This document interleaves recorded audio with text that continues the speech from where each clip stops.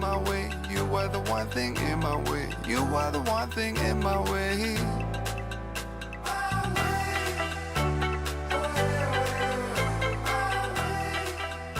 Bonjour, merci beaucoup de m'accueillir. Je suis ravie d'être là avec vous aujourd'hui. Pendant ces 45 prochaines minutes, je vais vous parler d'entrepreneuriat et surtout de posture entreprenante. Alors, je vais commencer par le commencement. En fait, j'ai jamais été seule. Jamais été seule parce que je suis née à 2. J'ai une sœur jumelle, elle s'appelle Lucie. C'est globalement la personne la plus merveilleuse de la Terre. Et c'est pas anodin parce qu'en fait, grandir à 2, c'est se construire à 2. C'est se construire face à quelqu'un en miroir. Et c'est ce qui fait que j'ai toujours été en relativité par rapport à quelqu'un, que je me suis toujours comparée à quelqu'un. Et en fait, c'est ça qui m'a amenée, moi, à repenser notre système éducatif. En fait, moi, je suis un pur produit de l'éducation nationale. J'ai été packagée dans un grand lycée parisien, emballée dans une grande école de commerce. J'ai un peu suivi la voie toute tracée qu'on appelle pompeusement en France la voie de l'excellence. Et on l'appelle à raison une voie parce que en fait, très vite, ça devient une autoroute. Ça devient un truc, tu t'embarques, c'est très facile de ne pas voir la sortie. Et donc, c'est très bien une autoroute parce que finalement, on se met un peu en pilote automatique et on ne se pose pas trop de questions sur pourquoi je fais ça, est-ce que j'ai vraiment envie de faire ça, etc. Alors notre système éducatif, en tout cas cette voie de l'excellence, elle est parfaite pour des gens comme moi, pour des talents comme moi, c'est-à-dire des gens qui savent s'adapter, qui sont carrés et qui vont pas forcément se poser trop de questions au départ, qui prennent leur mal en patience en se disant plus tard j'aurai un métier qui va me permettre de gagner de l'argent, etc., une carrière. Sur le moment, je souffre, mais ça va bien se passer après. Pour tous les autres, tous ces gens qui, comme ma sœur, sont un peu différents, pensent différemment, ne pensent pas forcément la vie en 3 parties, 3 sous-parties, qui sont hors cadre, souvent plus créatifs d'ailleurs, en fait, notre système est un peu perçu comme une lutte, comme une bataille, dont en fait on sort victorieux une fois qu'on a un diplôme, un bout de papier quand même, on se le rappelle, ce n'est qu'un bout de papier, un diplôme ou son bac. Et en fait, c'est ça qui nous permet, qui nous donne la licence d'enfin commencer notre vie. Moi, ma sœur, on lui disait, une fois que tu auras ta licence, tu fais ce que tu veux. Elle a fait une licence de langue, elle n'avait aucune envie ça n'avait aucun sens par rapport à ses projets de vie, mais elle a fait ça et ensuite, elle a commencé sa vie. Donc en fait, pour la plupart des gens, ils découvrent en quoi ils sont bons et ils découvrent leur talent une fois qu'ils sont sortis du système. Pour ma sœur, c'était à 22 ans. Il y a peut-être moyen de le faire avant. Donc je vous rassure, ma sœur a très bien réussi, elle est très heureuse. Mais pendant toutes ces années d'école, moi, ça m'a vraiment posé question. Je me suis dit que le problème, c'était un problème de reconnaissance, d'égalité de reconnaissance des talents. Pourquoi est-ce que moi, on reconnaissait mon talent et pourquoi on ne reconnaissait pas le sien ou les siens? Et c'est ça, en fait, qui m'a amenée à créer Ticket for Change il y a 3 ans. Ça, c'est le tout premier visuel de Ticket for Change il y a 3 ans, créé par une graphiste de renom, c'est-à-dire moi-même.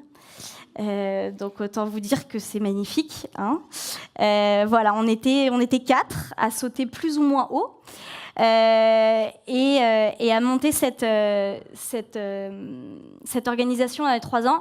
En fait, notre point de départ, c'est de dire que chacun de nous ici, chacun de nous en France et dans le monde, on a un ou plusieurs talents qu'il suffit d'activer, qu'il suffit de révéler. En fait, on a une vision hyper réduite du talent. Le talent, pour nous, c'est être virtuose au piano, ce genre de choses. En fait, un talent, au sens propre du terme, c'est quelque chose qu'on fait naturellement et sans effort. Donc, c'est pas seulement, c'est heureusement pas seulement être virtuose au piano, c'est savoir convaincre mieux que personne, c'est avoir des capacités d'organisation de dingue, c'est avoir une capacité d'écoute incroyable. Enfin, il y en a des milliers, il y en a autant que de personnes, et même plus. Mais le problème, c'est qu'on n'en a pas conscience, parce qu'on se dit que justement un talent, c'est que être virtuose du piano, parce que généralement, nos talents n'ont pas été valorisés à l'école, et aussi généralement, on ne les utilise pas dans notre travail, on fait autre chose. Donc du coup, c'est un peu compliqué de se rappeler qu'on a un talent ou de découvrir qu'on a un talent. Mais nous, on est persuadés que vraiment, chacun en a un. Et que du coup, le problème aujourd'hui, chez Ticket for Change, on parle de gâchis de talent. Parce que toutes ces personnes, chaque individu pourrait utiliser ses talents, non seulement pour s'épanouir personnellement dans son travail, mais aussi pour avoir un impact positif sur la société. On a fait une étude nationale avec un cabinet d'études spécialisé. On a interrogé des gens partout en France. On leur a posé plein de questions et notamment on leur a demandé est-ce que vous voudriez agir pour résoudre un enjeu de société? Est-ce qu'il y a un enjeu de société qui vous porte, que ce soit la santé, l'habitat, l'emploi, la cause des réfugiés, tous les enjeux de société que vous pourriez imaginer? Est-ce que vous avez envie d'agir au quotidien pour cette cause? Il y a 94% des gens qui nous ont répondu oui et qui ont été capables de nommer, de citer un enjeu de société en disant oui, moi c'est une cause qui me porte. Après, la question qu'on pose, c'est du coup, est-ce que vous le faites au quotidien? Est-ce que vous agissez? Est-ce que vous arrivez à concilier ça avec votre travail, etc. Bon, bah là, fatalement, le nombre diminue beaucoup. Il y a 20% seulement qui nous ont répondu oui. Et ça, c'est un peu un problème. Donc c'est pour ça qu'on en est arrivé à cet indice de gâchis de talent qui est de 74. Donc sur 100 Français, il y a 74 Français qui veulent agir pour un enjeu de société, mais qui ne le font pas. Du coup, avec Ticket for Change, notre mission, c'est comment on aide toutes ces personnes qui voudraient agir à ce que ça ne reste pas seulement un plan, une envie, mais que ça puisse être concrétisé, qu'ils puissent agir par leur travail pour résoudre cet enjeu. Et nous, on parle d'aider les gens à être acteurs de changement. Pour nous, on veut être le plus inclusif possible. On est persuadé que pour avoir un impact sur la société, c'est pas forcément en étant entrepreneur au sens pur du terme, c'est-à-dire en créant sa structure qu'on peut l'être, mais c'est aussi en étant intrapreneur. Un intrapreneur, c'est quelqu'un qui va entreprendre au sein de son organisation, que ce soit une entreprise, une institution, n'importe quelle organisation existante, ou en étant contributeur, c'est-à-dire ou accélérateur, c'est-à-dire quelqu'un qui va rejoindre un projet existant, va travailler, je ne sais pas, dans une organisation de finances solidaires et donc qui va aider à financer des projets, ou un prof de ZEP qui va, lui, par son travail, avoir vraiment un impact positif. Donc voilà, il y a plein de manières, par son travail, d'avoir un impact. Et donc nous, notre but, c'est d'aider chaque personne qui le veut, qui en a le potentiel et l'envie, à passer à l'action. Donc concrètement, qu'est-ce qu'on fait ? Donc on accompagne ces personnes sur vraiment ce qu'on appelle un parcours d'engagement.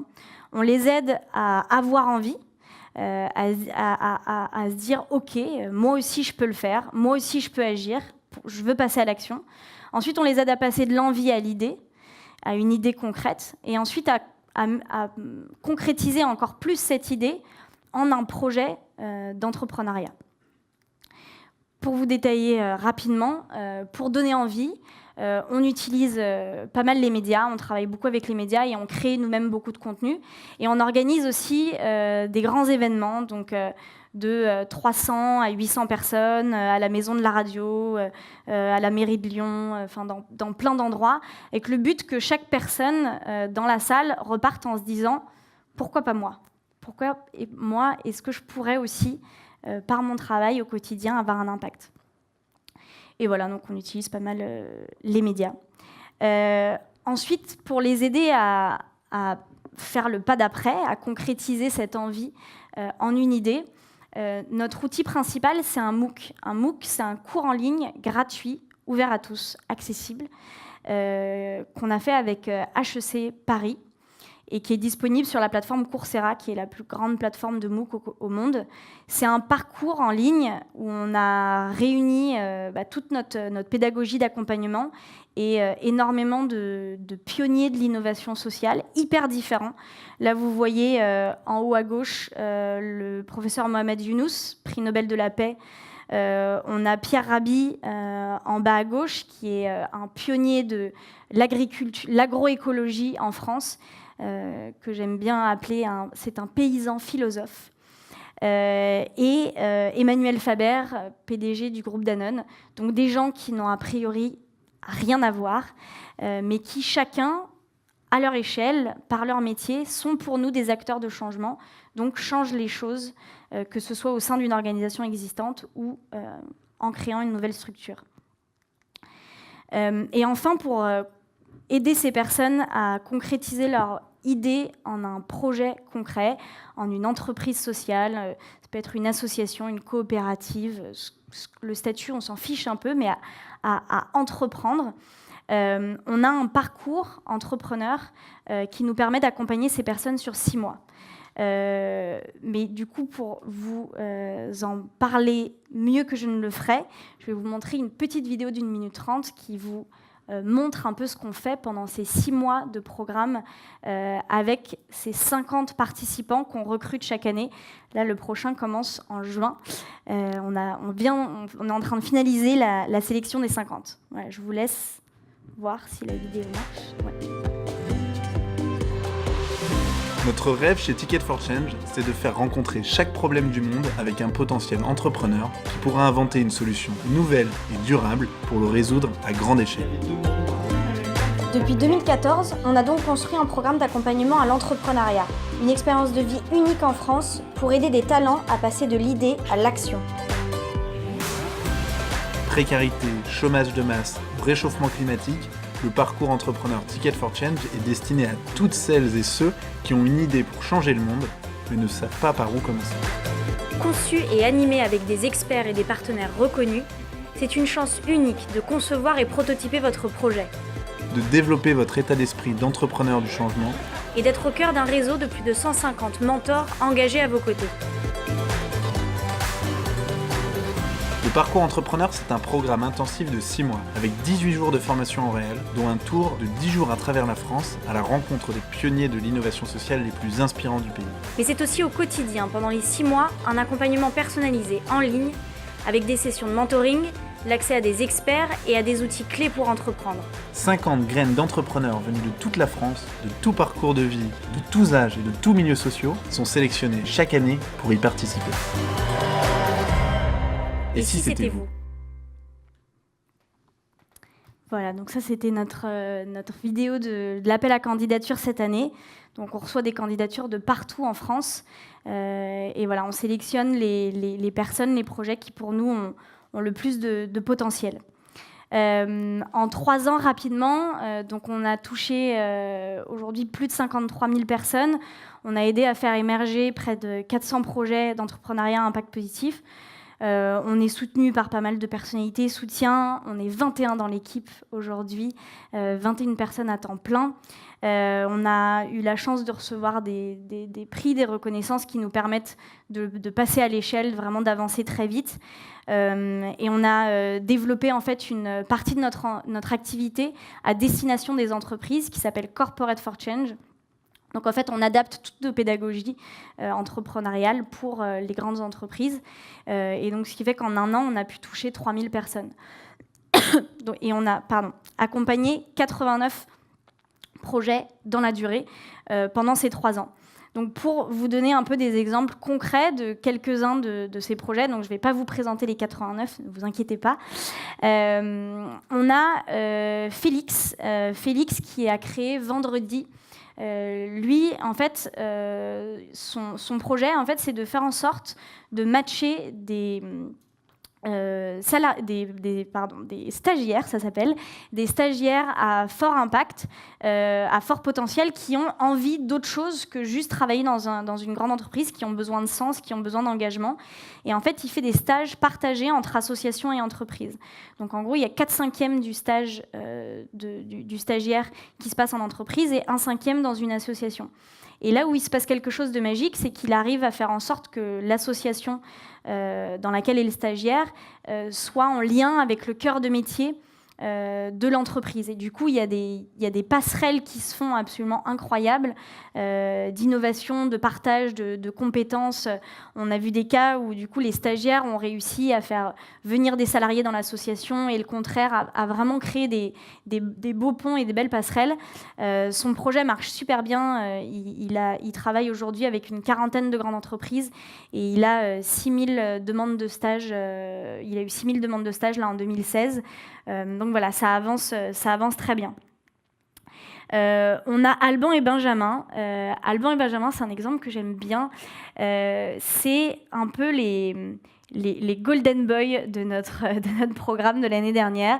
Il y en a un qui était en banque d'affaires et l'autre dans une grande agence de communication. Et en fait, ils ont décidé d'entreprendre et ils sont arrivés chez Ticket dans notre programme un peu par hasard. Et en fait, leur projet à la base, c'est une plateforme de téléconsultation de médecins, de pouvoir rendre accessible un médecin en moins de 5 minutes à n'importe qui, n'importe où en France. Et en fait, là où ça a été vraiment magique, l'accompagnement pendant 6 mois avec eux, c'est qu'ils sont arrivés sans trop penser à la mission sociale de leur projet. Et en fait, aujourd'hui, vraiment au cœur de leur activité, il y a la lutte contre les déserts médicaux. Donc, c'est des purs Parisiens, comme vous pouvez le voir. Ils vont s'installer ce mois-ci, enfin le mois prochain, du coup, là en mai, à Clermont-Ferrand, pour être au cœur d'une région où il y a un gros problème de désert médical. Ils sont en train d'être la première plateforme de ce type à avoir une accréditation du gouvernement pour pouvoir exercer la téléconférence. Et donc, ils travaillent main dans la main avec les acteurs, les institutions en fait, médicales en France et avec les régions pour rendre ce service accessible et le diffuser à travers les mairies, les collectivités locales, etc. Ensuite, on a Yuka. Yuka, créé par... c'est une histoire familiale, c'est un couple et le frère du garçon. Ils ont monté Yuka. Yuka, c'est une manière de scanner n'importe quel produit dans un supermarché et de vous dire si c'est bon pour votre santé et surtout de vous proposer une alternative si ce que vous mangez n'est pas forcément bon. Ils ont sorti leur application en janvier sur iOS, sur iPhone et depuis quelques semaines sur Android.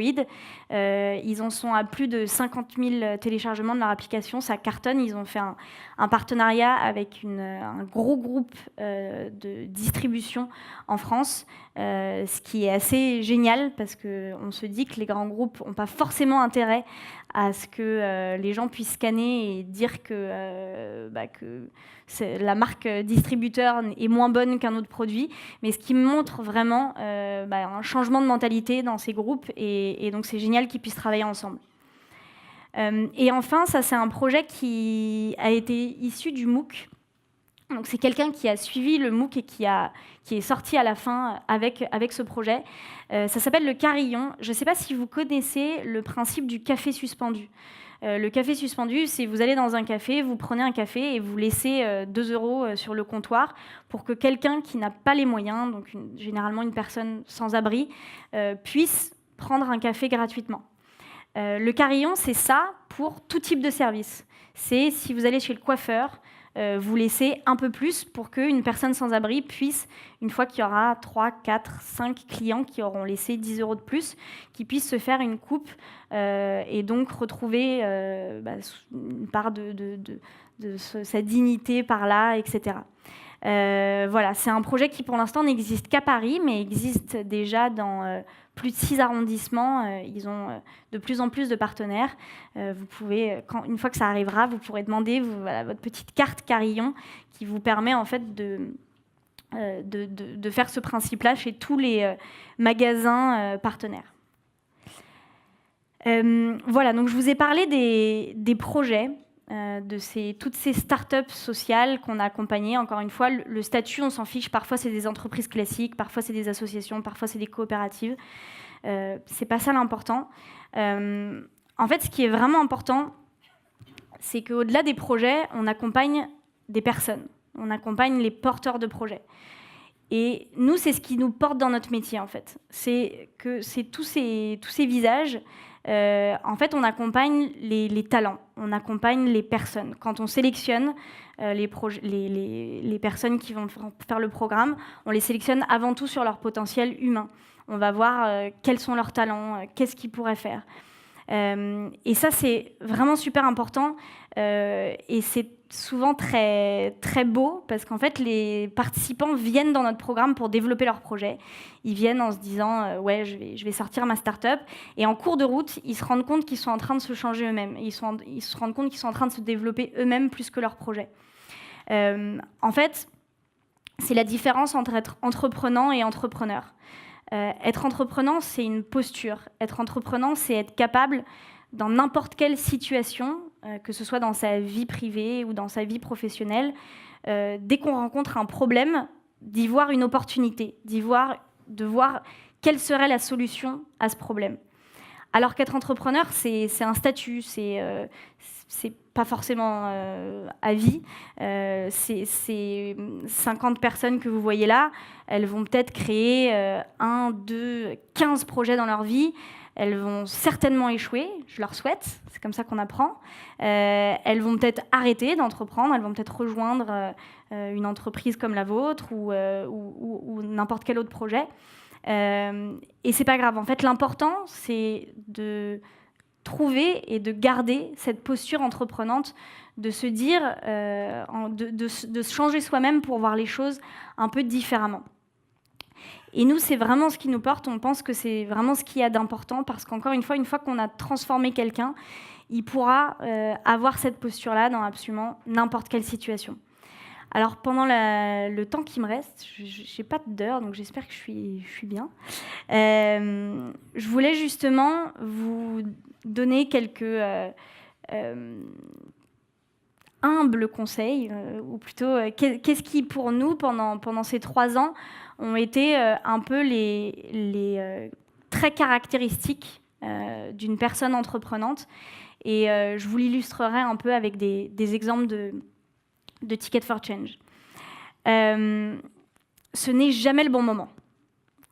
Il y a une citation d'un...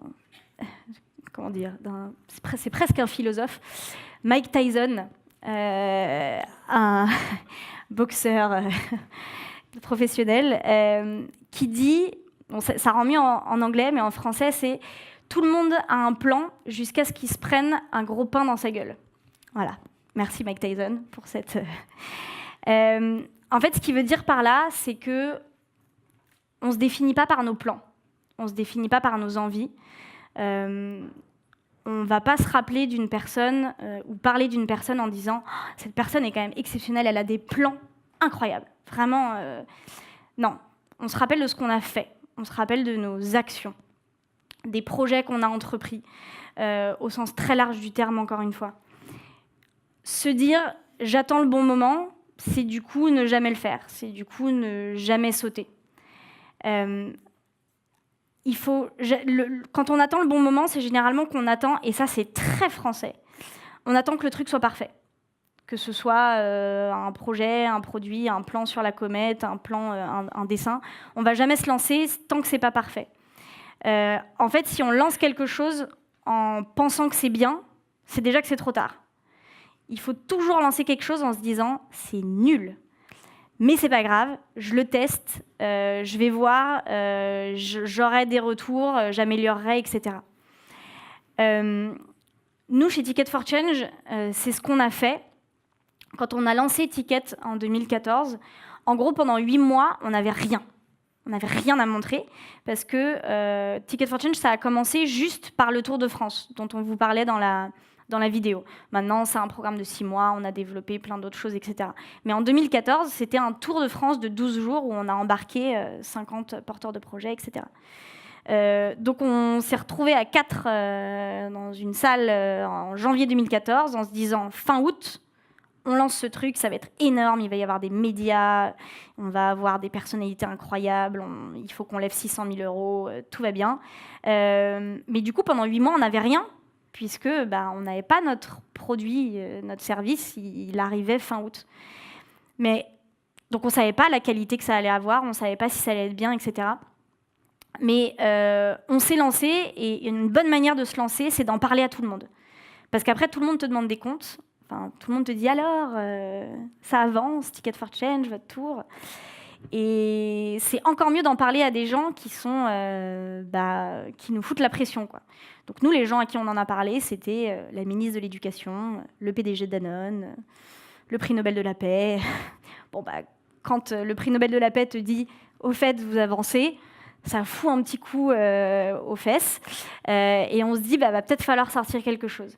Mais encore une fois, jusqu'au bout, on n'était pas du tout sûr de la qualité. Pour la petite histoire, 1 mois avant le Tour de France, donc tout était booké, hein, tout était validé, on avait les 50, etc. Il nous manquait 100 000 €. Donc globalement, on se disait, on ne va pas pouvoir le faire. Mais voilà, pressé par le temps et par la nécessité, on a réussi à lever les 100 000 €, etc. Mais du coup, voilà, on s'est lancé alors qu'il n'y avait aucune preuve que ce serait bien, aucune preuve que ça marcherait. C'est aussi ce qu'on applique à nos participants, à nos porteurs de projets.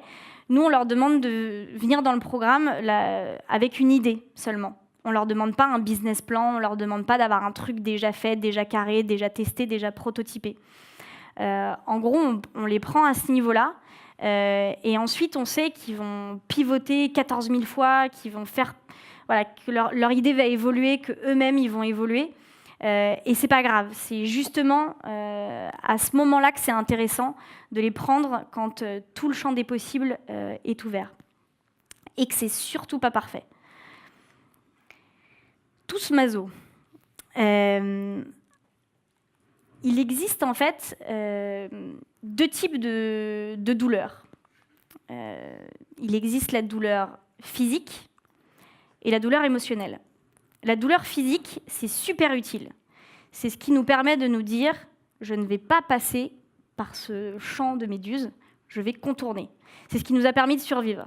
C'est ce qui a permis à nos ancêtres hommes de Cro-Magnon que quand ils croisaient un lion dans la savane, ils se disaient « vaut mieux que je cours dans l'autre sens ». Et du coup, ils ont survécu comme ça. Donc ça, c'est super utile d'avoir une mémoire physique et mentale d'une douleur. La douleur émotionnelle, le truc, c'est qu'on l'aborde comme la douleur physique. Une fois qu'on l'a vécue, on se dit « oulala, plus jamais ». Donc c'est hyper parlant. Enfin, je pense que tout le monde l'a vécu quand on vit une rupture. On ne se dit pas « chouette, le lendemain, je vais retomber amoureux, comme ça je vais me reprendre un gros coup dans la gueule ». Non, on se dit non, surtout pas, plus jamais. Voilà.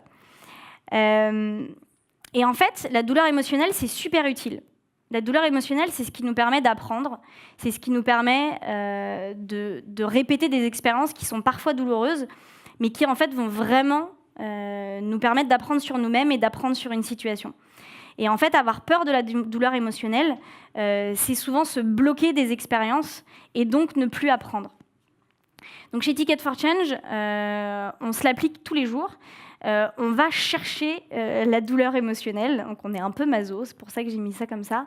La première année, le premier tour, les 12 jours, honnêtement, moi je suis ressortie en me disant plus jamais. Notre baseline à l'époque, celle quand je vous ai montré dans le visuel. Ah non, c'était pas sur le visuel. Mais c'était les 12 jours les plus intenses physiquement, émotionnellement et intellectuellement de votre vie. On était totalement dans la réalité. C'était hyper dur à tous les niveaux parce qu'on n'était pas prêt, encore une fois, c'est normal. On a fait ce truc avec énormément d'erreurs, avec énormément d'imprévus, etc. Tout ce que vous pouvez vous imaginer. Et donc, c'était hyper dur. C'était hyper dur. Et pourtant, l'année d'après, donc non seulement on l'a refait, c'était la base, mais en plus, on a tout réinventé. On a tout reparti de zéro, on a tout réinventé. On s'est refoutu dans le truc en disant... allez, on reprend tout depuis le début. Et puis en 2016, qu'est-ce qu'on a fait? On a refait la même chose. On a refait un tour et on a tout repris depuis le début. On a tout repensé, on a tout revu. Et c'est comme ça qu'aujourd'hui, on arrive 3 ans plus tard avec un service, un produit qui commence à nous plaire. Parce qu'on a su remettre tout à zéro et revivre l'aspect pénible et douloureux de cette expérience. Et c'est pour ça que notre programme, c'est vraiment une expérience de vie, au-delà de juste un accompagnement financier, économique, etc., juridique. C'est vraiment une expérience de vie. On leur propose quelque chose d'hyper fort et douloureux d'une certaine manière. Mais voilà, c'est comme ça qu'on se rend compte de ce que vraiment on a envie de faire, quelle est vraiment la cause qui nous porte, pourquoi on fait ça. C'est un peu dans ces moments-là que ça ressort. Donc voilà, mon conseil de posture entreprenante, c'est ne pas avoir peur d'aller là où ça fait mal, un peu. Le produit, on s'en fout. En fait, pardon, hein, si ça choque certains, c'est important, hein, le produit. Non, ce que je veux dire par là, c'est nous, l'idée, c'est qu'en fait, le plus important, c'est, encore une fois, ce pourquoi. Pourquoi on le fait. À quoi il sert notre produit. Vous avez peut-être vu, il y a une conférence hyper connue d'un monsieur qui s'appelle Simon Sinek, qui parle du why. Et en fait, il différencie 2 types d'entreprises. Il prend un exemple très parlant. Il différencie Apple et Dell. Et il dit la différence entre Apple et Dell, c'est que Apple, ils peuvent vous vendre n'importe quoi. Ils pourraient vous vendre demain une chaise, un manteau, n'importe quoi, parce qu'en fait, ils vendent du why. Ils vendent du think different. Ils vendent une âme à leur produit qui peut se reproduire, qui peut se décliner partout. Alors que Dell, au fond, ils vendent un ordi. Et ça ne nous viendrait pas. Si Dell, demain, nous proposait des chaises, je ne pense pas qu'il y aurait beaucoup de succès. Donc l'important, en fait, c'est de se demander, c'est quoi le problème qui me porte, la cause qui me porte, c'est quoi le why de mon produit. Et en fait, nous, dans l'entrepreneuriat social, vu que la finalité de l'entreprise qu'on crée, elle doit être sociale, elle doit avoir un impact social, c'est d'autant plus important. Et ça fait qu'on doit tellement être attaché à ça qu'on doit être capable de se dire, si un jour je rencontre quelqu'un qui le fait mieux que moi, c'est-à-dire qui est en train de résoudre ce problème mieux que moi, avec un meilleur produit, avec un meilleur service, et ben, je dois être capable de mettre mon ego de côté, donc soit de faire mieux, soit que ça me pousse à faire mieux, soit de me dire je vais plutôt aller l'aider à résoudre mieux ce problème puisqu'il le fait mieux que moi. Et ça, c'est quelque chose qui est hyper important. Nous, chez Ticket for Change, c'est pendant notre programme, pendant les 10 jours du tour, parce qu'il fait 10 jours maintenant, on passe 2 jours entiers. On fait une espèce de pause. Généralement, ça les déstabilise, nos participants. Ils comprennent pas trop. 2 jours où on leur demande uniquement ça. C'est quoi ton why? C'est pourquoi tu veux faire ça? Ok, tu me parles d'un service, d'une solution, d'un produit, etc. Mais qu'est-ce qu'il y a vraiment derrière? Et en fait, une fois qu'ils ont fait ça, généralement, leur solution, leur produit, leur service est complètement transformé. Pensez comme un médecin.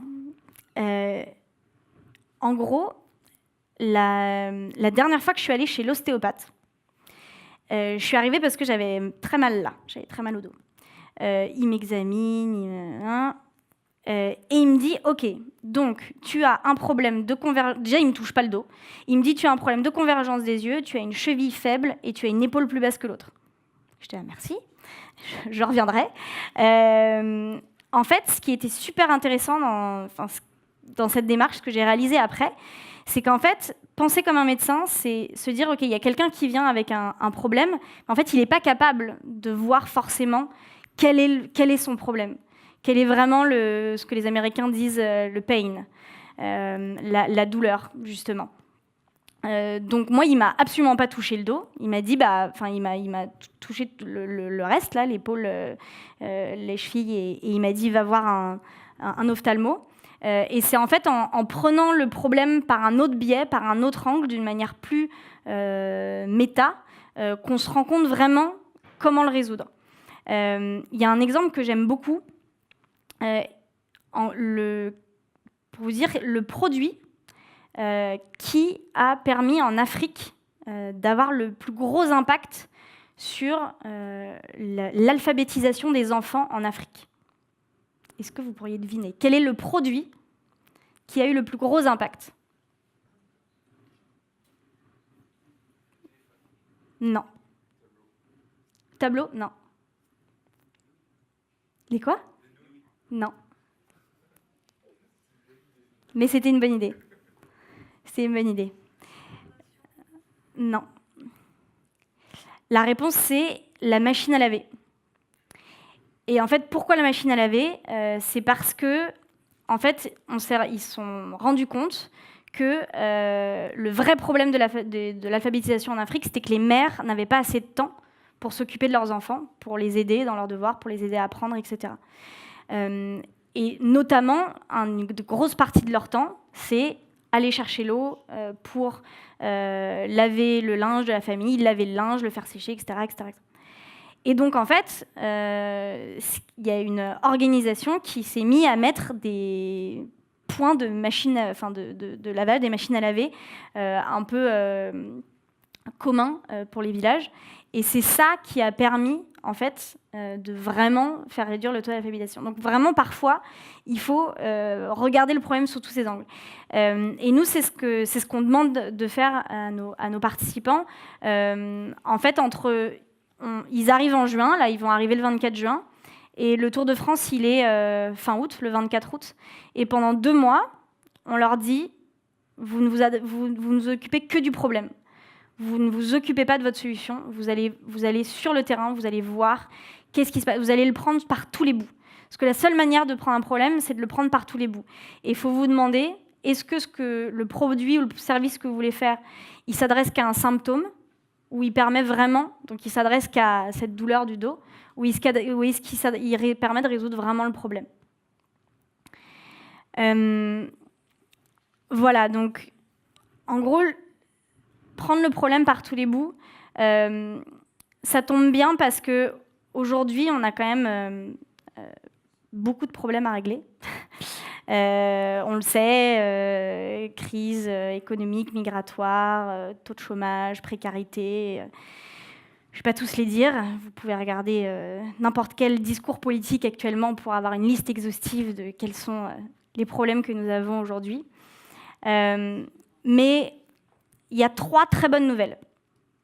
La première bonne nouvelle, c'est qu'il y a plein de gens qui nous montrent un peu la voie. Nous disent que c'est possible d'agir, que ce n'est pas une fatalité. Moi, quand je regarde, quand j'ai au téléphone ou que je les vois, nos 89 porteurs de projets, à chaque fois, je me dis c'est incroyable, c'est possible, il y a plein de choses à faire, mais il y en a des milliers et des milliers d'autres, évidemment, en France et dans le monde. Donc il y en a plein qui le font déjà. Ensuite, la deuxième, et c'est ce que j'ai voulu vous faire passer par cette présentation, c'est que chacun de nous, on est porteur de solutions. Chacun de nous, on a plusieurs talents qui nous permettent d'aborder un problème avec un angle différent, avec notre propre expérience, et donc d'inventer de nouvelles résolutions de problèmes.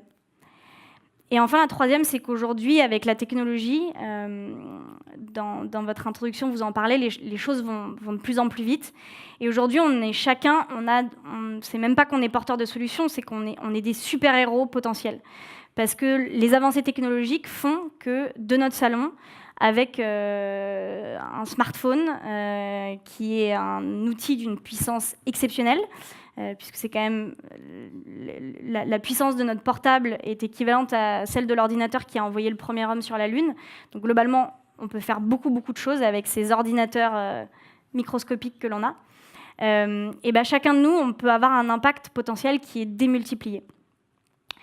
Donc du coup, ce que je voulais, je voulais vous laisser avec ce message de n'hésitez pas à tester dans votre vie professionnelle, d'adopter cette posture, de vous dire à chaque problème qu'il y a, en fait, quelle est la solution que je pourrais faire, à vous poser la question de pourquoi je fais ce que je fais et quelle est la cause qui me porte dans ce que je fais. C'est un temps à prendre un peu avec soi-même. On se dit souvent qu'on n'a pas le temps, mais c'est juste du temps à trouver, de se poser et de se dire pourquoi je fais ça, pourquoi je veux faire ça. Je vous assure, c'est assez incroyable. Et il y a un très bon ami à moi qui dit cette phrase, qui dit « Au pire, ça marche ». Voilà, merci beaucoup.